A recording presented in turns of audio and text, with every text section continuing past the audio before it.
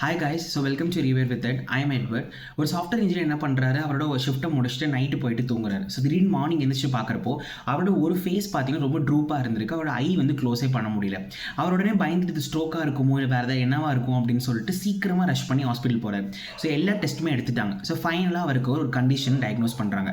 So doctor என்ன diagnose பண்ணாங்க, அவருக்கு என்ன கண்டிஷன் அப்படின்றது இந்த வீடியோவில் பார்க்க போகிறோம். ஸோ வீடியோ பார்க்கறதுக்கு முன்னாடி நம்ம பேஜை ஃபாலோ பண்ணிக்கோங்க. So welcome to weekend with Ed series. So இந்த வீக்கெண்ட் நம்ம பார்க்க போகிற கண்டிஷன் பார்த்தீங்கன்னா it is known as Bell's palsy. Yeah guys, அவருக்கு டயக்னோஸ் பண்ண கண்டிஷன் பார்த்தீங்கன்னா it is a Bell's palsy. So Bell's பால்சின்றது முகவாதம் அப்படின்னு நம்ம சொல்வோம். இந்த பெல்ஸ் பால்சி எப்படி நடக்குது அப்படின்னு பார்த்தீங்கன்னா, ஸோ நம்ம பிரெயினில் 12 கிரேனியல் நர்வ்ஸ் வந்து ப்ரெசென்ட் ஆயிருக்கு. ஸோ இந்த 12 கிரேனியல் நர்வ்ஸில் 7th கிரேனியல் நர்வ் என்ன சொல்கிறோம்னா இட்ஸ் ஃபேஷியல் நர்வ் அப்படின்னு சொல்கிறோம்.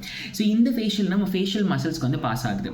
ஸோ இந்த ஃபேஷியல் நர்வ் ஒரு இன்ஃப்ளேம்ட் ஆயிடுச்சு இல்லை கம்ப்ரஸ் ஆயிடுச்சுன்னா அதனால வரக்கூடிய கண்டிஷன் தான் முகவாதம் அப்படின்னு நம்ம சொல்கிறோம். சார்லஸ் பெல்லின்றவர் 19th சென்ச்சுரி என்ன கண்டுபிடிக்கிறார் அப்படின்னா, அவர் தான் ஃபர்ஸ்ட் டைம் இந்த ஃபேஷியல் நர்வ் வந்து டிஸ்கிரைப் பண்ணி ஒரு அனாட்டமி டிஸ்கிரைப் பண்ணுவார்.